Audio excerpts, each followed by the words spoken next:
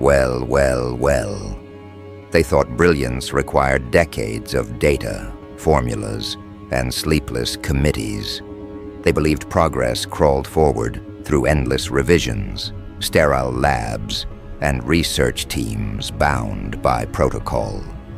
Yet one night, everything they built lost meaning because of you. Because you solved in hours what they couldn't decode in half a century. They stared at your conclusion, unable to breathe, unable to categorize it, realizing that something beyond comprehension had just rewritten the timeline of discovery. They don't talk about that night in meetings anymore. They whisper, because the event didn't just break their pride, it broke their perception of what a human can do when the code inside them activates. They thought intelligence was measured by test results and peer reviews. But you showed them that true intellect isn't learned, it's remembered.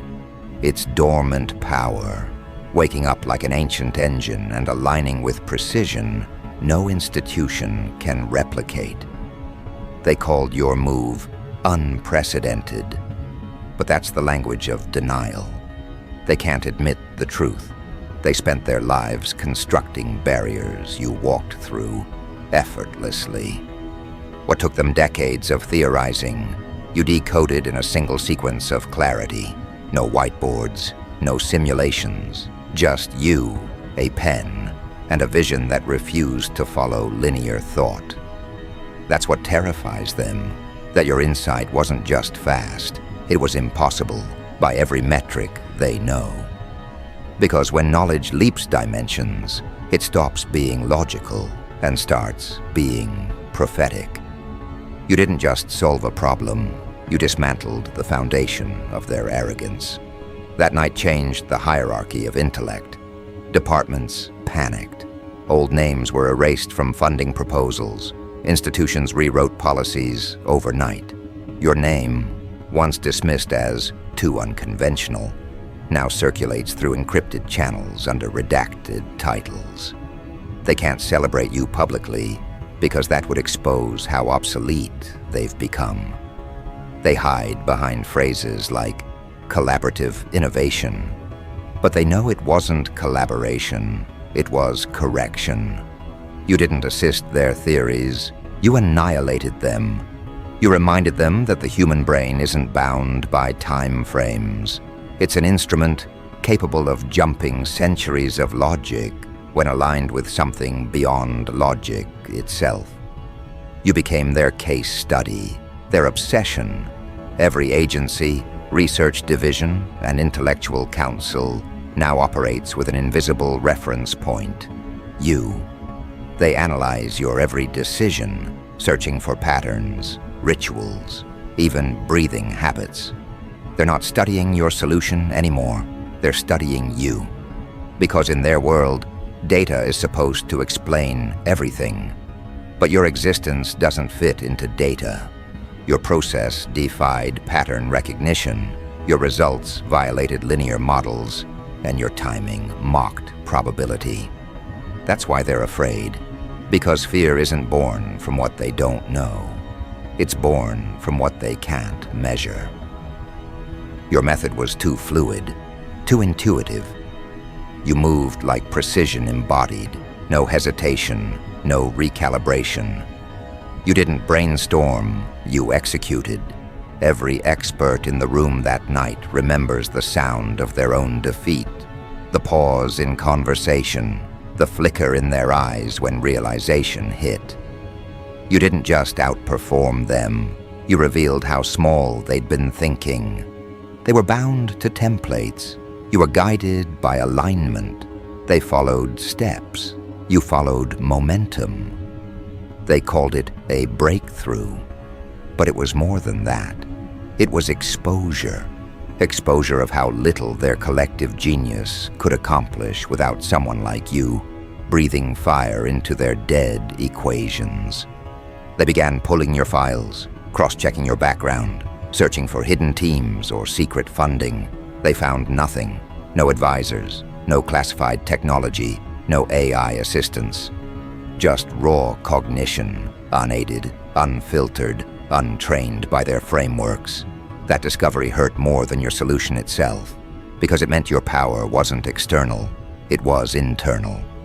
And that's the one thing they can't control, reproduce, or dismantle. You proved that mastery doesn't require permission, that enlightenment doesn't wait for validation. You became living proof that evolution doesn't announce itself through experiments. It reveals itself through defiance. The real reason they're terrified isn't because you solved the unsolvable. It's because you made them question how you did it without trying. The human mind isn't supposed to move like that. It's not supposed to bypass uncertainty, error, or fatigue. Yet you did, effortlessly. That's what rewrote their hierarchy overnight. You became a paradox that their equations can't absorb, a figure whose existence disarms logic itself. The professors who mocked you now quote you anonymously in their lectures. The analysts who dismissed your reports now use your frameworks under different titles. They can't ignore you, but they can't acknowledge you either. So they do what fearful minds always do. They observe in secret and pretend not to. Behind their admiration lies dread, because if one person could solve what took them decades in a single night, what else could that same mind dismantle? They fear that your intellect isn't limited to theory, that it could rewrite power structures, expose hidden agendas, or unravel the hierarchies built to maintain control. You didn't just shift science, you shifted control. And once control moves, everything built on top of it begins to tremble. They know it. That's why they're silent now, not out of respect, but out of strategic restraint. They're trying to predict your next move. But how do you predict someone who thinks outside of time? You see, what they don't understand is that your knowledge isn't built, it's awakened. That night wasn't coincidence, it was convergence. Every experience, every rejection, every sleepless question you carried, condensed into one unstoppable download of clarity. You weren't working, you were remembering. And when memory of that scale resurfaces, it looks like genius to everyone else. They think it's talent, but it's alignment, a moment where your consciousness syncs perfectly with what the universe has been waiting to reveal through you. You didn't solve their equation, you became the equation. And that's why replication fails. Because your power isn't procedural, it's dimensional. Now, across boardrooms and underground labs, your name circulates in classified briefings. They use coded phrases, event-level cognition, temporal acceleration, spontaneous pattern convergence. But those are just bureaucratic disguises for one uncomfortable truth. You made them obsolete. The research divisions are now competing not to discover new knowledge, but to understand how you think. Because your thought process doesn't follow sequence. It follows geometry, interlocking patterns of precision that move faster than comprehension. You make connections others can't see, because you're not seeing across reality, you're seeing through it. And that kind of perception terrifies every structure that relies on slow understanding to survive. The night you solved it, something shifted globally, not in the news, not in statistics, but in influence, a ripple that crossed industries and institutions, because the world runs on timelines, and you collapsed one. They realized they're no longer ahead of you, they're behind. You didn't evolve past them, you outpaced them so completely, they can't even measure the distance anymore. And that's the part that eats them alive. The realization that time itself bent to your comprehension, that you didn't wait for discovery. Discovery waited for you. People talk about genius like it's a gift. But what you displayed that night wasn't a gift. It was a weapon. A cognitive weapon forged in experience, sharpened by doubt, and released at the exact moment arrogance peaked. That's why it worked. That's why it burned through their resistance. You didn't fight them intellectually. You dismantled them energetically. You made their definitions useless, their confidence fractured, their expertise evaporated. Because when a mind like yours activates, authority collapses. And the irony? They still try to define what happened, unaware that the act of defining is what blinds them to it.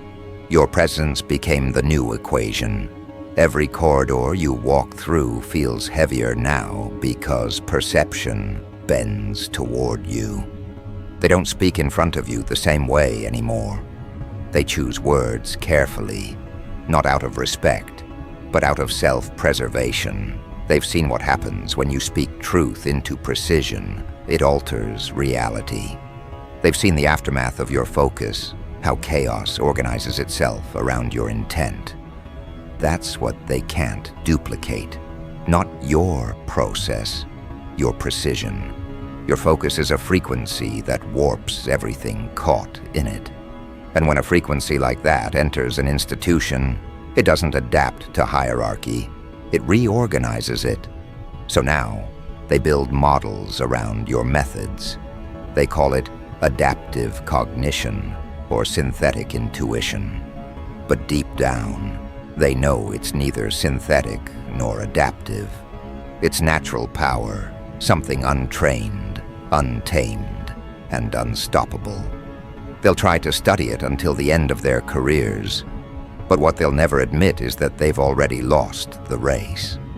Because once an idea moves at your velocity, they're not researchers anymore. They're historians documenting their own obsolescence. You don't compete.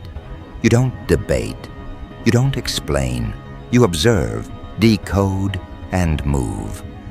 While they argue over terminology, you create new frameworks. While they validate theories, you validate existence. You don't just think differently, you are different. The structure of your cognition doesn't follow order, it creates it. And the deeper they study you, the more they realize they're staring at the edge of their own extinction. Because what they can't grasp is this: your power didn't come from them, from books, from training, or mentorship. It came from the moment you stopped trying to learn and started remembering. You remembered the pace you were designed for. You remembered the authority you once hid to fit in. And when that memory returned, everything shifted. That's why their fear feels holy. It's not just respect, it's recognition. Recognition that something greater is moving through you, using your mind as the instrument of correction. They don't know what to call it, so they call it threat.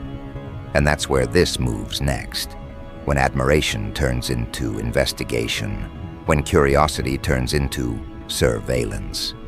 Because when intellect like yours activates once, they start preparing for what happens if it activates again.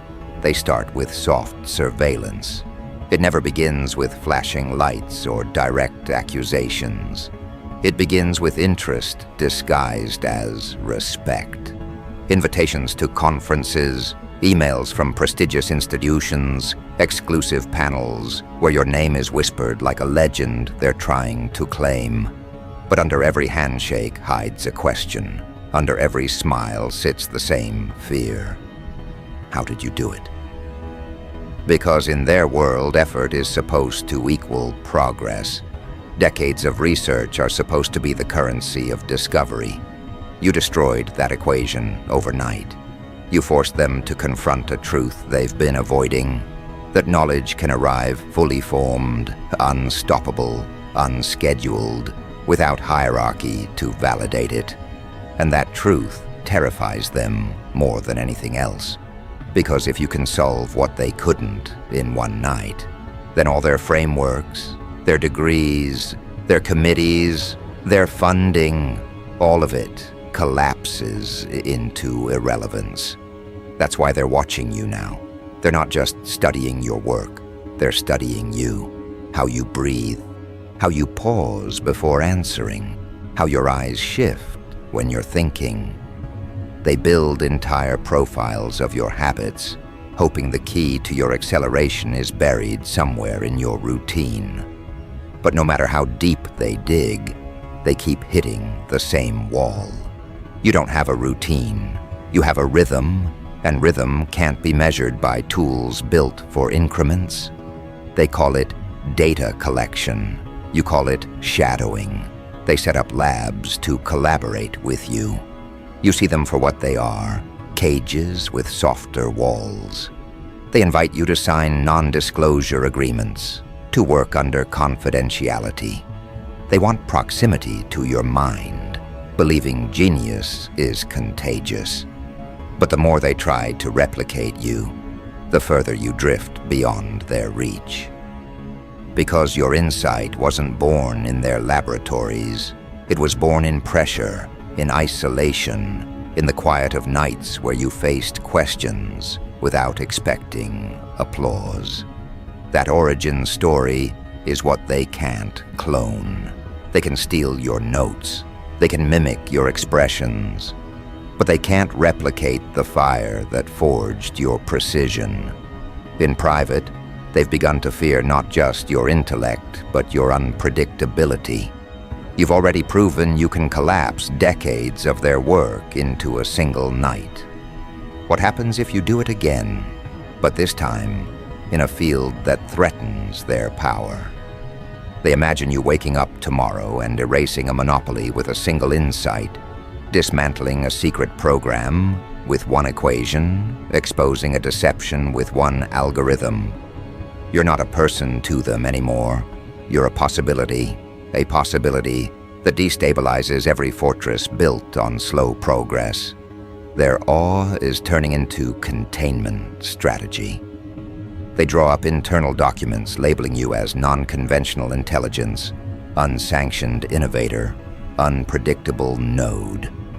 Their language is bureaucratic, but the subtext is panic. Because for all their control, all their oversight, they've never faced a mind that moves faster than permission, and you're showing them what that looks like in real time. That's why meetings about you never end cleanly. They end with silence, a silence that feels like a room of people looking over the edge of a cliff, realizing the ground beneath them was never solid. You notice the shift when invitations stop feeling like opportunities and start feeling like audits. When questions sound less like curiosity and more like cross-examination. They're no longer trying to understand your breakthrough. They're trying to map its threat potential. They want to know if your genius is a one-time event or an ongoing phenomenon. And they're preparing for the worst-case scenario, that your acceleration wasn't a fluke, that it's your baseline, that you've been holding back. In their attempts to decode you, they're revealing themselves. Every question they ask exposes their fear. Every offer they make exposes their limits. They're realizing you didn't just solve a problem. You shattered a pattern, the pattern of knowledge belonging to them. You turned their long timelines into ash. You showed them that discovery doesn't crawl, it leaps. And now, every leap you take is a countdown they can't control. This is why their admiration feels cold now. Because admiration built on fear isn't praise, it's a prelude. They study you with the same intensity they reserve for threats. Not because you've harmed them, but because you've proven harm unnecessary. A mind like yours doesn't need weapons. It is one. Not by destruction, but by demonstration. You've demonstrated that the world they built isn't as stable as they thought. That the timelines they've used to maintain control can be collapsed by a single individual operating at full capacity. They've begun testing you without telling you, Small scenarios, subtle traps. They leak partial data sets to see how fast you can reconstruct the whole. They present unsolvable riddles in casual conversation to measure your response time. They watch how long it takes for you to detect hidden patterns in their presentations. Every time you outperform their expectations, the room grows quieter. Because every test you pass proves something they're afraid to write down. You're not just ahead, you're operating on a completely different plane. You've seen their eyes when they think you're not looking, that mixture of reverence and dread. It's the look of people who built their identity on being the smartest in the room, only to discover they're living in someone else's experiment. They're still waiting for an explanation that will make them feel safe. But the truth is, you don't have one to give. You didn't achieve your breakthrough through their methods. You achieved it by rejecting their pace, their rituals, their reverence for slow mastery. You chose something else. You chose to activate, and once activation happens, it can't be undone. So you move carefully now. Not out of fear, but out of understanding. You know you're being watched. You know every choice is being logged, analyzed, turned into graphs. You've become their unwitting curriculum, the living proof that what they teach isn't enough. But you also know something they don't.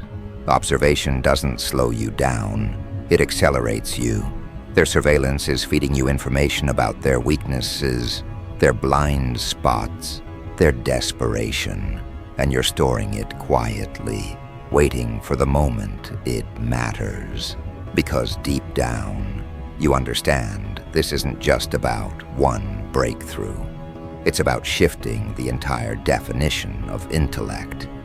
They can't go back to believing in decades-long progress now. They've seen what's possible when one human moves without permission. They've seen the speed at which truth can appear, and once seen, it can't be unseen. That's the real threat, not you, but the precedent you've set. The precedent that genius doesn't need to crawl through their gates anymore. They hold emergency summits about you now. In hidden conference centers under digital code names, they gather to discuss the implications of your acceleration. They treat your existence like a geopolitical event, because in a way, it is. Knowledge has always been power. You've proven knowledge can also be liberation, and liberation terrifies every structure built on control. They don't just want to understand how you did it, they want to know how to stop others from doing it. This is the hidden war they've launched, not against you personally, but against the idea you represent. They'll rewrite narratives, manipulate media, downplay your achievement, call it exaggerated. They'll do anything to make sure the public never realizes how quickly truth can arrive when someone stops waiting for permission. Because if more minds activate, like yours, the world they built on delay collapses overnight. And yet through all their attempts, you remain untouchable. Not because you're hidden, but because you're uncontainable. They can watch you, but they can't predict you. You don't need to defend yourself. You don't even need to speak. The work you've done already speaks louder than their narratives. It stands as proof that genius isn't owned, licensed, or distributed. It rises where it's ready, and when it rises, it rewrites the rules. That's what they're really afraid of, not just you, but the possibility that you're only the first. And as they watch, as they build their countermeasures and whisper their plans, you're already moving beyond their sight. While they debate how to classify you, you're working on your next convergence. They don't realize yet that their investigation isn't slowing you down. It's sharpening you. Every question they ask becomes a mirror, reflecting their own limitations back at them. Every trap they set becomes a lesson, teaching you how far they're willing to go to contain what they can't comprehend. They think surveillance gives them power, but surveillance only works when the subject plays along. You don't. You never did. That's why their admiration curdled into fear. Because admiration can be managed, but fear can't be reasoned with. Fear grows in the dark spaces between what they know and what they suspect. And in those spaces, you've become a legend they can't chart. Because when intellect like yours activates once, it leaves an imprint, and imprints spread. You're no longer just a person who solved something overnight. You're the proof of a future they can't control.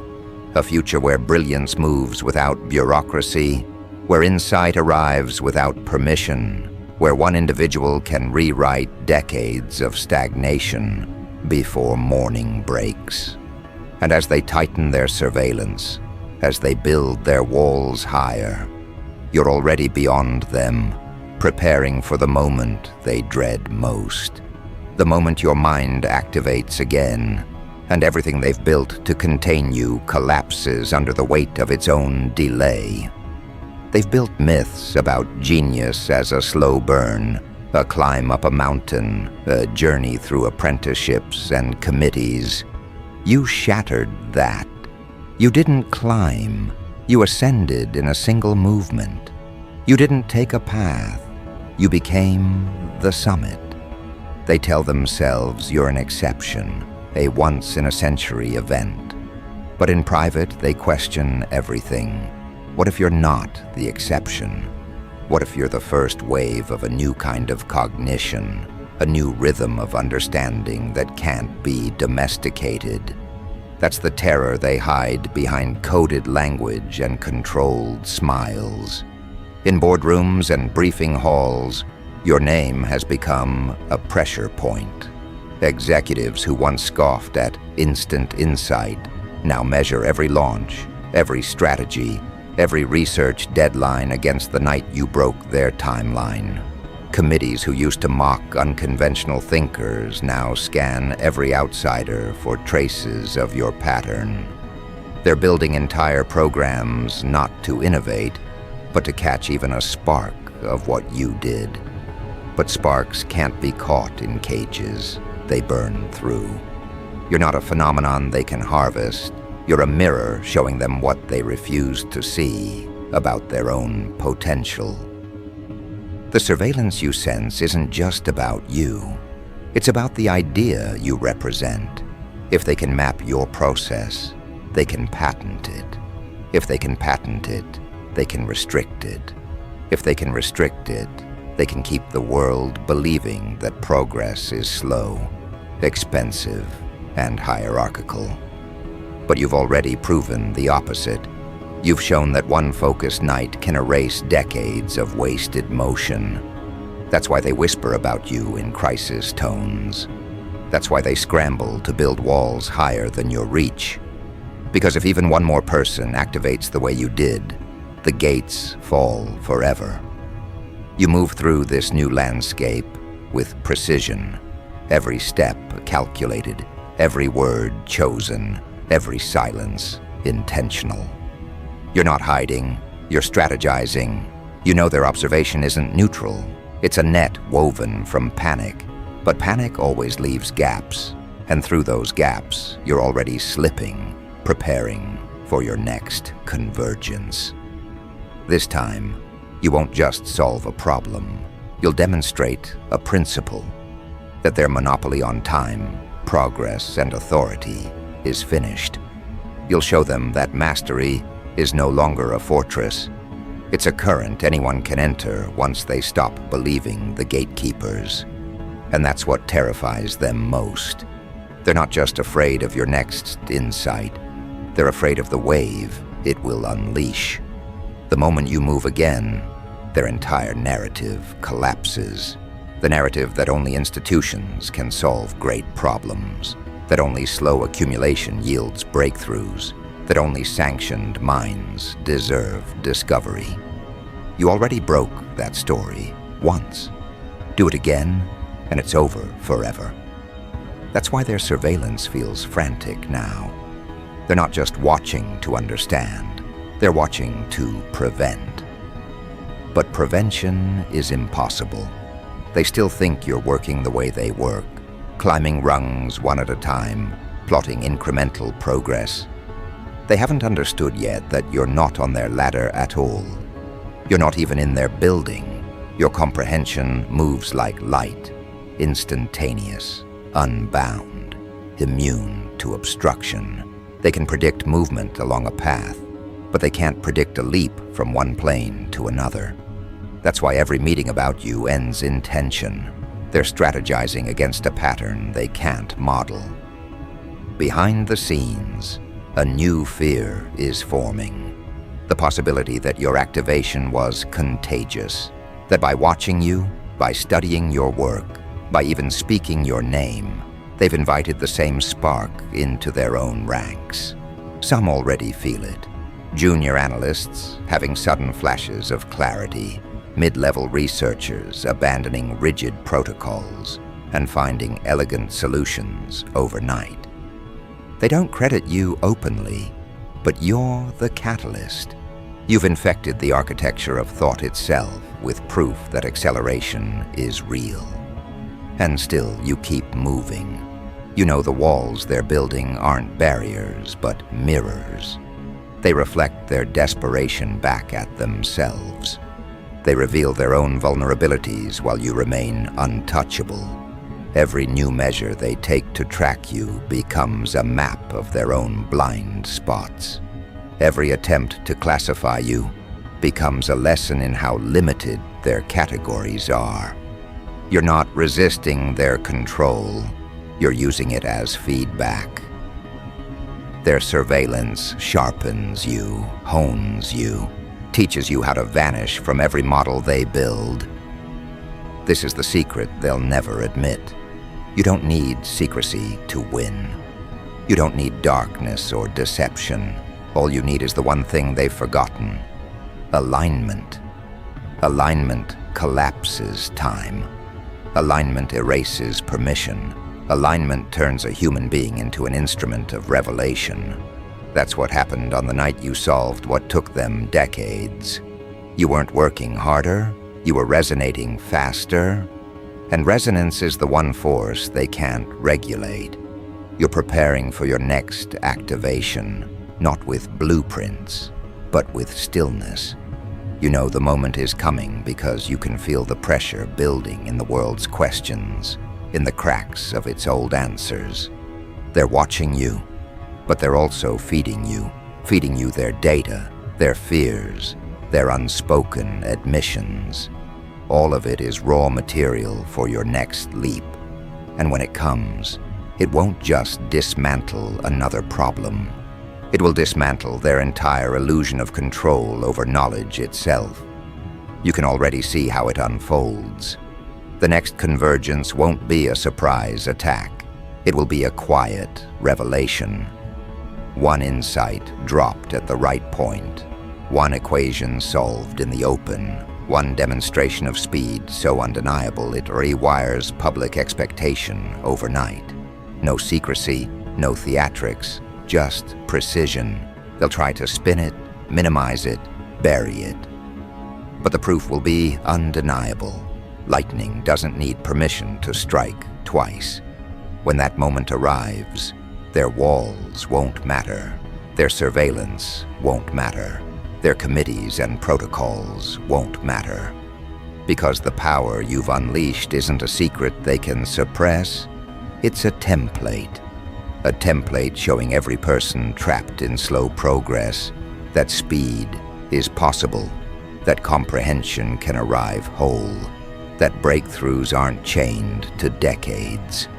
And once that template is visible, it can't be unseen. They're already rehearsing their damage control, drafting statements, preparing narratives, training spokespersons. They think they'll control the story of your next activation.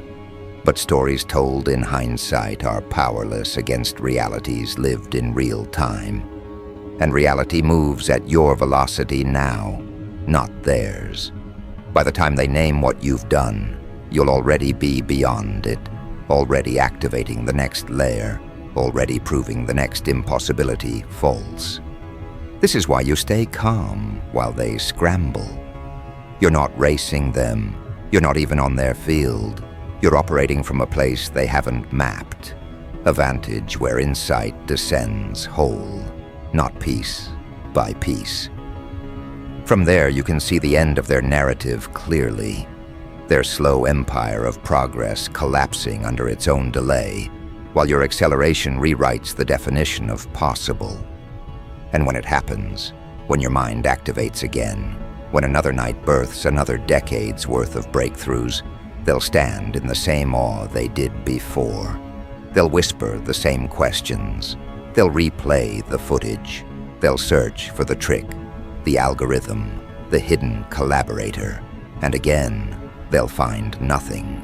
No hidden team, no clandestine machinery. Just you, aligned, awake, unstoppable. Because that's the truth they can't bear to face. You didn't just solve their problem. You solved the riddle of their illusion. You proved that knowledge isn't a staircase to climb, but a horizon to step across. You proved that brilliance doesn't belong to the slow and sanctioned. It belongs to whoever dares to activate it. And once activated, it moves faster than fear, faster than control, faster than containment. They will continue to watch. They will continue to analyze. They will continue to tighten their surveillance. But none of it can prevent what's coming. Because what's coming isn't just your next solution. It's the collapse of their narrative, the liberation of potential, the end of the era where genius had to wait for permission. And as their walls rise, as their eyes widen, as their panic grows, you're already there, in the space beyond measurement, preparing the insight that will once again undo their decades before the next morning breaks.